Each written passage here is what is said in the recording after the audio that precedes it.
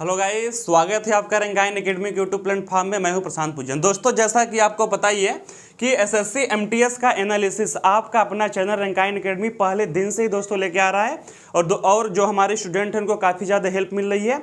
हमें दोस्तों खूब सारे कमेंट भी आ रहे हैं। तो आज जो हमारे बच्चों से बात पता चली है कि जीके जीएस के कितने कितने प्रश्न आए हैं, तो दोस्तों लगभग सभी ही महत्वपूर्ण प्रश्न जो कि जीके जीएस में एसएससी के शिफ्ट 3 में पूछे गए हैं, उसका हम लोग यहाँ पर संग्रह लेके आ रहे हैं। दोस्तों शिफ्ट 1 शिफ्ट 2 का काफ़ी अच्छा एनालिसिस रहा, तो आइए इसको फटाफट देखते हैं। उसके पहले दोस्तों मैं आपको एक इन्फॉर्मेशन दे दूं कि इसी तरीके के analysis, current affairs, full syllabus, तभी आरआरसी ग्रुप डी भी आ रहा है, अभी पेट का भी एग्जाम आ रहा है। तो दोस्तों चैनल को फॉलो कर लीजिए और हमको अपने साथ जोड़ लीजिए और आप हमारे साथ भी जुड़ जाइए। तो आइए क्वेश्चन को फटाफट देखते हैं कि आज का जीके जीएस का प्रश्न आखिरकार कहाँ से पूछा गया है।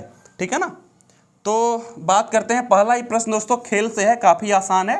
हॉकी के खेल में कितने खिलाड़ी होते हैं? तो दोस्तों एक टीम में 11 खिलाड़ी होते हैं और दूसरे टीम में 22 खिलाड़ी होते हैं। ठीक है ना, जो हॉकी का खेल होता है। और क्रिकेट हो गया, फुटबॉल हो गया, इस तरीके में खेल में कितने लोग खेलते हैं, ऐसा प्रश्न पूछा ही जा रहा है। दोस्तों लच्छू महाराज किस नृत्य से संबंधित हैं?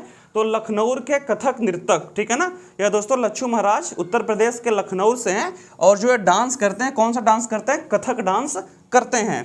तो इस तरीके से नृत्य से हमेशा से ही प्रश्न पूछा जा रहा है। कभी दोस्तों किसी प्रदेश का नृत्य पूछता है, तो कभी कोई बहुत बड़ा यदि नृतक रहा हो, ठीक है ना, किसी क्षेत्र में, तो उनका नाम भी पूछ लेता है। अब बात करते हैं बैजू बावरा की। दोस्तों बैजू बावरा जो हैं वह 1542 से 1613 में उनका समय काल रहा है और वह ध्रुपद गायक रहे हैं। ठीक है ना, और एक ऐसे गायक रहे हैं, ध्रुपद गायक रहे हैं। और ये दोस्तों राजा मान सिंह के या दरबारी कवि रहे हैं या फिर गायक रहे हैं। ठीक है ना, ग्वालियर के राजा मान सिंह। और दोस्तों यह तानसेन के समकालीन रहे हैं। अब हो सकता है कि आपसे तानसेन से भी प्रश्न पूछ ले। तो तानसेन अकबर के क्या थे? दरबारी कवि थे। ठीक है ना, तो बैजू बावरा ध्रुपद गायक, तो राजा मान सिंह ग्वालियर। अब दोस्तों बात करते हैं खुल्लम खुल्ला पुस्तक किसने लिखी थी? तो दिवंगत अभिनेता ऋषि कपूर ने दोस्तों, उनकी आत्मकथा है खुल्लम खुल्ला। ठीक है ना, और अपनी पत्नी नीतू सिंह के साथ पहली बार जयपुर साहित्य में बतौर लेखक शामिल हुए। और दोस्तों इनकी जो सह लेखिका हैं वह मीना अय्यर भी इसमें शामिल हुई हैं। तो खुल्लम खुल्ला जो पुस्तक है वह दोस्तों आत्मकथा है दिवंगत अभिनेता ऋषि कपूर की, और इनकी जो सह लेखक है मीना अय्यर और इनकी पत्नी नीतू सिंह का भी इसमें सहयोग रहा है। तो इसका आंसर क्या होगा? ऋषि कपूर होगा।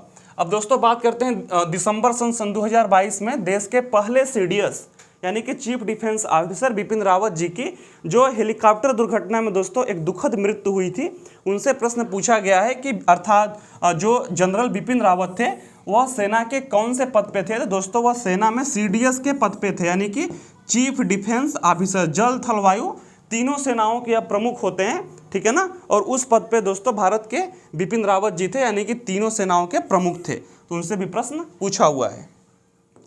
अब बात करते हैं तराइन का युद्ध कब हुआ था?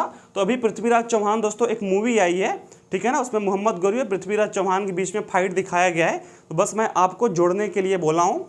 तो 1191 और 1192 में दोस्तों तराइन का पहला और तराइन का दूसरा युद्ध हुआ था। और 1191 में, ठीक है ना, 1191 में पृथ्वीराज चौहान जो कि अजमेर के शासक थे, मोहम्मद गौरी को उन्होंने डिफीट किया था।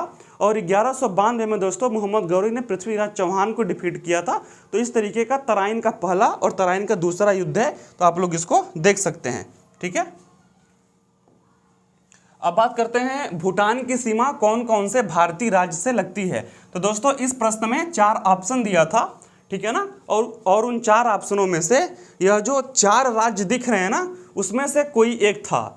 ठीक है, तो मैं आपको चारों ही राज्य के बारे में बताता हूँ कि अर्थात कौन कौन से राज्य की जो सीमा है भारत की वह भूटान देश से लगती है। तो दोस्तों भारत और भूटान की टोटल सीमा 699 किलोमीटर है और असम में यह 247 किलोमीटर लगती है, और अरुणाचल प्रदेश में 217 किलोमीटर लगती है, और पश्चिम बंगाल में 183 और सिक्किम में दोस्तों 32 किलोमीटर की सीमा लगती है। शायद जो आंसर बच्चे बता रहे थे वह पश्चिम बंगाल ही था, उसमें ऑप्शन में 4 ऑप्शन में इसमें से एक राज्य पश्चिम बंगाल था। अब दोस्तों बात करते हैं सुनील छेत्री किस खेल से संबंधित हैं? तो भारत के स्टार फुटबॉलर, ठीक है ना, कौन है? सुनील छेत्री हैं, अर्थात यह फुटबॉल से संबंधित है और ये दोस्तों भारत के कप्तान भी रह चुके हैं। पंडित रविशंकर ने कौन सा ग्रैमी पुरस्कार जीता है? तो दोस्तों ना सिर्फ भारत के बल्कि विश्व स्तर पर सितार बजाने के लिए फेमस पंडित रविशंकर ने ग्रैमी पुरस्कार एक बार नहीं दोस्तों, इन्होंने 3 बार जीता हुआ है, ठीक है ना, या 3 बार इन्होंने ग्रैमी पुरस्कार पंडित रविशंकर ने जीता हुआ है। और 1968 में बेस्ट चैम्बर म्यूजिक परफॉर्मेंस के अवार्ड से इनको नवाजा गया है, ठीक है ना। तो इस तरीके से आप इसको देख सकते हैं कि यह सितार से संबंधित हैं और 3 बार ग्रैमी पुरस्कार जीत चुके हैं। अब दोस्तों बात करते हैं राष्ट्रपति कितने सांसदों को मनोनीत करता है। तो दोस्तों राष्ट्रपति जो है वह लोकसभा में, कहाँ पे, लोकसभा में 2 आंग्ल इंडियन, 2 आंग्ल भारतीय को मनोनीत करने का इनके पास अधिकार है। और दोस्तों राज्यसभा में 12 सदस्यों को मनोनीत करने का अधिकार राष्ट्रपति के पास होता है। तो इसको आप लोग देख लीजिए, ठीक है ना। यदि लोकसभा में पूछे या राज्यसभा में पूछे तो इसको आप लोग आंसर दे सकते हैं। निम्न में से कौन सा एक ग्रह नहीं है? तो दोस्तों वहां पर 4 ग्रहों का नाम लिखा हुआ था, जिसमें से उसमें से 3 ग्रहों का नाम लिखा था और एक वहां पे क्षुद्र ग्रह का नाम लिखा था, उसका नाम क्या है दोस्तों, प्लूटो, ठीक है ना। तो प्लूटो को, जो कि ग्रह की टर्म्स एंड कंडीशन होती है कि किस प्रकार से वह गति करे, ठीक है ना, उसका जो गोलाकार आकार होता है वह किस तरीके के हो, तो उस टर्म्स एंड कंडीशन में दोस्तों प्लूटो शामिल नहीं हुआ, यानी कि उस टर्म्स एंड कंडीशन को प्लूटो फॉलो नहीं कर रहा था, तो वैज्ञानिकों ने इसको ग्रह की कैटेगरी से बाहर निकाल दिया, ठीक है ना। तो प्लूटो अब क्या है, क्षुद्र ग्रह है। यही प्रश्न आपसे पूछा गया था भूगोल से।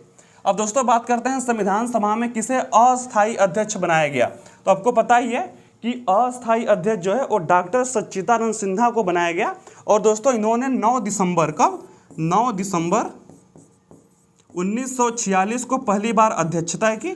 फिर अस्थायी सदस्य दोस्तों, इसके बाद फिर अस्थायी सदस्य भारत के पहले राष्ट्रपति डॉक्टर राजेंद्र प्रसाद को बनाया गया, ठीक है ना। और दोस्तों यही संविधान सभा जो है राजेंद्र प्रसाद को बनाया गया और यही संविधान सभा देश का संविधान बनाई और आंतरिक रूप से जब तक संविधान लागू नहीं हुआ देश में शासन का भी कार्य किया। दोस्तों आप लोगों ने देख लिया कि 3rd शिफ्ट में जो भी जीके जीएस के महत्वपूर्ण प्रश्न आए थे हमने सबको एनालिसिस कर लिया। आशा करते हैं कि इससे आपको क्षेत्र डिसाइड करने में काफ़ी सहयोग मिलेगा कि अब प्रश्न कहाँ से पूछ रहे हैं। तो दोस्तों एक बात मत भूलना, चैनल को फॉलो कर लेना। तो मिलते हैं कल के एनालिसिस के साथ, तब तक के लिए धन्यवाद।